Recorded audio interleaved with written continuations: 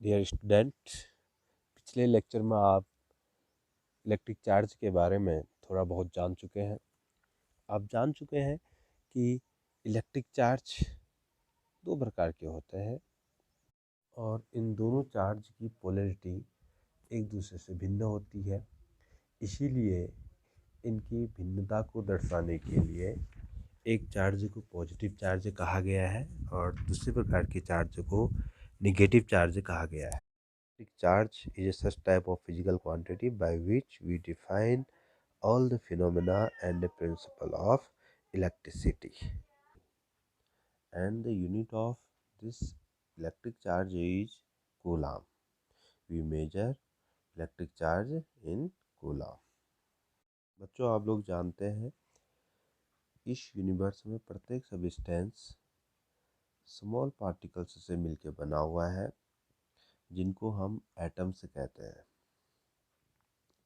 और ये एटम्स भी तीन छोटे छोटे एलिमेंट्री पार्टिकल्स से मिलकर बना हुआ है, जिनको हम इलेक्ट्रॉन, प्रोटॉन और न्यूट्रॉन के नाम से जानते हैं। क्योंकि इलेक्ट्रॉन, प्रोटॉन और न्यूट्रॉन में भी मास होता है, अतः इनके बीच ग्रेविटेशनल फोर्स काम करता है। आप लोग जानते हैं ग्रेविटेशनल लॉ एक यूनिवर्सल लॉ है जो कि इस यूनिवर्स में विद्यमान सभी ऑब्जेक्ट के बीच लगता है। According to gravitational law, every object in this universe attract to each other by a force which is called the gravitational force. इन एलिमेंट्री पार्टिकल्स में ग्रेविटेशनल फोर्स इसलिए लगा क्योंकि इन तीन के तीन पार्टिकल्स के पास मास प्रॉपर्टी है। इसके बाद मैं आपको एक चीज़ और बताना चाहूँगा। इन तीन पार्टिकल्स में से दो पार्टिकल इलेक्ट्रॉन और प्रोटॉन के मध्य ग्रेविटेशनल फोर्स के अलावा भी एक अतिरिक्त फोर्स और लगता है, जिसे हम इलेक्ट्रिक फोर्स के नाम से जानते हैं। इलेक्ट्रिक फोर्स की वैल्यू ग्रेविटेशनल फोर्स की वैल्यू से कम होता है। इलेक्ट्रॉन और प्रोटॉन के मध्य लगने वाले इलेक्ट्रिक फोर्स का कारण मास नहीं है। इसका कारण इलेक्ट्रॉन और प्रोटॉन में एक एडिशनल प्रॉपर्टी और होती है, जिसको हम इलेक्ट्रिक चार्ज के नाम से जानते हैं। इसी प्रॉपर्टी के कारण इलेक्ट्रॉन और प्रोटॉन के मध्य ग्रेविटेशनल फोर्स के अलावा इलेक्ट्रिक फोर्स भी कार्य करता है। इलेक्ट्रिक चार्ज एक स्केलर क्वांटिटी है, जिसकी यूनिट मैं आपको पहले ही बता चुका हूं। इसकी यूनिट कूलाम होती है। एक इलेक्ट्रॉन 1.6 इंटू 10⁻⁻19 कूलाम का चार्ज रखता है। वहीं प्रोटॉन भी ठीक इसी के बराबर 1.6 इंटू 10⁻⁻19 कूलाम का चार्ज रखता है। लेकिन इन दोनों चार्ज की पोलैरिटी एक दूसरे से भिन्न होती है। इसीलिए हम इलेक्ट्रॉन के चार्ज को -e से शो करते हैं, जबकि प्रोटॉन के चार्ज को +e से शो करते हैं। यहाँ पे e लिखने का तात्पर्य यह है कि ये कहा जाता है कि इलेक्ट्रॉन का जो एलिमेंट्री चार्ज है वो 1.6 इंटू 10⁻⁻19 कूलाम है। अर्थात एक इलेक्ट्रॉन या एक प्रोटॉन पे इससे कम चार्ज नहीं हो सकता। जब आप +e या -e लिखा देखते हैं तो उसका तात्पर्य e का तात्पर्य इलेक्ट्रॉन से नहीं होता है। e का तात्पर्य एलिमेंट्री चार्ज या फंडामेंटल चार्ज से है। एलिमेंट्री चार्ज कहने का मतलब आप लोग समझ गए होंगे एलिमेंट्री चार्ज कहने का तात्पर्य है इलेक्ट्रॉन के पास जो सबसे मिनिमम वैल्यू ऑफ चार्ज है 1.6 इंटू 10⁻⁻19 कूलाम है। इससे ये यहीं से हम जैसे कोई भी ऑब्जेक्ट चार्ज हो रहा है, कोई भी ऑब्जेक्ट चार्ज हो रहा है या यूँ कहिए कि उस पर कोई इलेक्ट्रिक चार्ज उत्पन्न हो रहा है, तो उस पर जो इलेक्ट्रिक चार्ज की वैल्यू होगी 1.6 इंटू 10⁻⁻19 कूलाम होगी या इससे ज़्यादा होगी। इसीलिए 1.6 इंटू 10⁻19 कूलाम को हम एलिमेंट्री चार्ज बोलते हैं। इसको ई से प्रदर्शित करते हैं, अर्थात एक इलेक्ट्रॉन पे चार्ज माइनस ई होता है और एक प्रोटॉन पे चार्ज प्लस ई होता है। माइनस ई और प्लस ई लिखने का मात्र कारण यह है कि दोनों चार्ज की पोलैरिटी एक दूसरे से भिन्न है। इसकी मीनिंग बिल्कुल भी ये नहीं है कि इलेक्ट्रॉन पे चार्ज प्रोटॉन से कम होता है। निगेटिव और पॉजिटिव वैल्यू आपको ग्रेटर या लेस देन का आभास नहीं करा रही है, बल्कि निगेटिव और पॉजिटिव लिखने का मात्र यह कारण है कि यह शो करना है कि इनकी पोलैरिटी एक दूसरे से भिन्न है। आप लोग जान चुके हैं इलेक्ट्रॉन में भी चार्ज है, प्रोटॉन में भी चार्ज है। Electron electrically charge, proton electrically charge है, लेकिन जिस ऑब्जेक्ट के अंदर ये प्रोटॉन और इलेक्ट्रॉन है वो अपने आप में न्यूट्रल है, उसमें कोई भी चार्ज नहीं है। हम उसको इलेक्ट्रिकली चार्ज नहीं कह सकते। क्यों?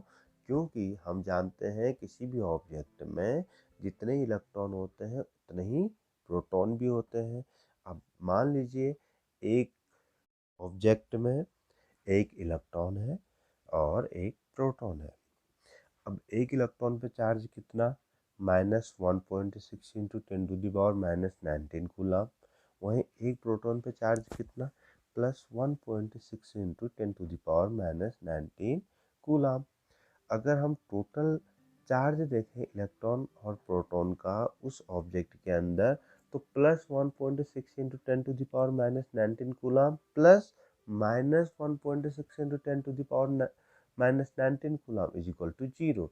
यानी कि उस ऑब्जेक्ट का नेट चार्ज कितना हो जाता है? 0 हो जाता है। तो इस प्रकार से वो ऑब्जेक्ट अपने आप में न्यूट्रल होता है, चार्जलेस होता है, इलेक्ट्रिकली चार्जड नहीं होता है। अब हम बात करते हैं तो किस तरीके से कोई ऑब्जेक्ट इलेक्ट्रिकली चार्ज होता है। ये बहुत ही इंटरेस्टिंग है, इसको आप लोग ध्यान से सुनिएगा। Origin of electric charge in fractional electric. जब हम किन्हीं दो अलग अलग ऑब्जेक्ट को आपस में रगड़ते हैं तो वो इलेक्ट्रीफाइड हो जाता है। वो इलेक्ट्रीफाइड क्यों होता है, इसको हम इलेक्ट्रॉन थ्योरी के आधार पर आपको बताएंगे। बच्चों, जब हम किन्हीं दो ऑब्जेक्ट को आपस में रगड़ते हैं तो एक ऑब्जेक्ट से इलेक्ट्रॉन दूसरे ऑब्जेक्ट में ट्रांसफ़र हो जाते हैं। अब आप मैथमेटिकली देख सकते हैं, चूँकि इनिशियल कंडीशन पे पहले ऑब्जेक्ट में number of electron is equal to number of proton, so net charge is 0। लेकिन अब इलेक्ट्रॉन ट्रांसफ़र हो चुका है पहले ऑब्जेक्ट से, तो अब अगर आप एडिशन कीजिए, माना एक में पहले 3 इलेक्ट्रॉन थे और उतने ही प्रोटॉन भी थे, तो नेट चार्ज 0। अब एक इलेक्ट्रॉन ट्रांसफ़र होने की वजह से उस ऑब्जेक्ट में बचे कितने? केवल 2 इलेक्ट्रॉन, ओके। और कितने प्रोटॉन? 3 प्रोटॉन। 2 इलेक्ट्रॉन ने 2 प्रोटॉन को कैंसिल किया, बचा कितना? 1 प्रोटॉन। एक प्रोटॉन पे चार्ज कितना? +1.6 इंटू 10⁻⁻19 कूलाम, या हम इसको केवल प्लस ई से डिनोट कर सकते हैं, प्लस ई चार्ज बचा। तो इस तरीके से वो ऑब्जेक्ट क्या हो गया? इलेक्ट्रिकली चार्जड हो गया। और कैसा चार्ज आया? पॉजिटिव चार्ज उसमें आया, प्लस ई चार्ज उसमें उत्पन्न हुआ। अब दूसरे ऑब्जेक्ट के पास जाते हैं जिसमें इलेक्ट्रॉन ट्रांसफ़र हुआ है। मान लो उसमें इनिशियल कंडीशन में 4 इलेक्ट्रॉन थे और 4 प्रोटॉन थे। इलेक्ट्रॉनों पे चार्ज -4 ही और प्रोटोनों पे चार्ज +4 ही। इनिशियल कंडीशन पे उस ऑब्जेक्ट पे नेट चार्ज कितना 0। लेकिन अब आप जानते हैं कि फर्स्ट ऑब्जेक्ट से एक इलेक्ट्रॉन कहाँ गया है, सेकंड ऑब्जेक्ट में गया है। अब इलेक्ट्रॉन पे चार्ज कितना वहाँ -5 और प्रोटॉन पे चार्ज कितना 4 ही। इन टोटल चार्ज कितना हो गया उस ऑब्जेक्ट में -E। क्यों? क्योंकि -4 ने +4 को कैंसिल किया और एक क्या बच गया -E बच गया। तो दूसरा ऑब्जेक्ट भी क्या हो गया, इलेक्ट्रिकली चार्ज हो गया और उस पर कैसा चार्ज आया, निगेटिव चार्ज आया। बच्चों, इसमें एक क्वेश्चन आप लोगों के माइंड में आ सकता है कि एक ऑब्जेक्ट से दूसरे ऑब्जेक्ट में इलेक्ट्रॉन ट्रांसफ़र हुआ, जबकि उस ऑब्जेक्ट में एक प्रकार का इलेक्ट्रिक चार्ज और भी था जिसे हम प्रोटॉन के नाम से जानते हैं। प्रोटॉन में भी इलेक्ट्रिक चार्ज है, तो प्रोटॉन क्यों नहीं ट्रांसफ़र हुआ? बच्चों, आप लोग एटॉमिक थ्योरी जानते हैं। एटॉमिक मॉडल के अकॉर्डिंग एटम के न्यूक्लियस में प्रोटॉन और न्यूट्रॉन रहते हैं। प्रोटॉन और न्यूट्रॉन के बीच में न्यूक्लियर फोर्स लगता है, जबकि इलेक्ट्रॉन न्यूक्लियस के बाहर सर्कुलर ऑर्बिट्स में चक्कर लगाते हैं। इलेक्ट्रॉन और प्रोटॉन के मध्य इलेक्ट्रोस्टैटिक फोर्स लगता है, क्योंकि न्यूक्लियस के अंदर न्यूट्रॉन और प्रोटॉन के बीच लगने वाला न्यूक्लियर फोर्स इलेक्ट्रोस्टैटिक फोर्स से बहुत अधिक होता है।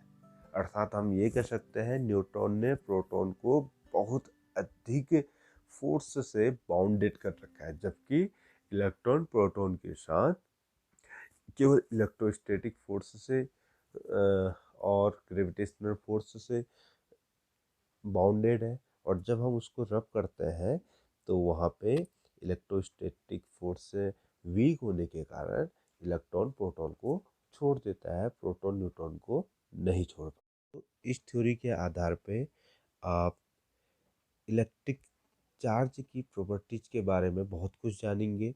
क्योंकि पहली चीज़ ये है, जब भी कोई ऑब्जेक्ट इलेक्ट्रिकली चार्ज हो रहा है, वो चार्ज हो रहा है एक इलेक्ट्रॉन के ट्रांसफ़र होने से या एक इलेक्ट्रॉन को गेन करने से। आपने पूरी थ्योरी में ये नहीं सुना होगा कि एक ऑब्जेक्ट से आधा इलेक्ट्रॉन वहाँ ट्रांसफ़र हुआ, यानी कि आधा इलेक्ट्रॉन का गेन हुआ या आधे इलेक्ट्रॉन का लॉस हुआ। ऐसा तो हमने बिल्कुल नहीं कहा। जब भी हम बात करेंगे, या तो एक ऑब्जेक्ट से एक इलेक्ट्रॉन ट्रांसफ़र होगा, या 2 इलेक्ट्रॉन ट्रांसफ़र होंगे, या 3 इलेक्ट्रॉन ट्रांसफ़र होंगे। इस बात से ये स्पष्ट होता है कि इलेक्ट्रिक चार्ज किसी भी ऑब्जेक्ट पर इलेक्ट्रिक चार्ज एलिमेंट्री चार्ज का इंटीग्रल मल्टीपल होगा। अर्थात किसी भी ऑब्जेक्ट पर चार्ज 1E हो सकता है, 2E हो सकता है, 3E हो सकता है, 4E हो सकता है, लेकिन कभी भी हाफ ही, 2/3 4/3 किसी भी फ्रैक्शन के रूप में नहीं हो सकता है। चार्ज को हम Q से डिनोट करते हैं और किसी भी ऑब्जेक्ट में Q की वैल्यू NE के बराबर होगी, जहाँ N का मान 1 2 3 4 5 6 से कोई भी होल नंबर हो सकता है। यही चार्ज का क्वांटाइजेशन कहलाता है। क्वांटाइजेशन ऑफ चार्ज की मीनिंग है Q बराबर NE। अर्थात किसी भी ऑब्जेक्ट पे इलेक्ट्रिकल चार्ज एलिमेंट्री चार्ज का इंटीग्रल मल्टीपल होता है। That all observed charge are always some integral multiple of elementary charge is known as quantization of charge, that is Q is equal to NE, where N is equal to 1 2 3 4 5 so on.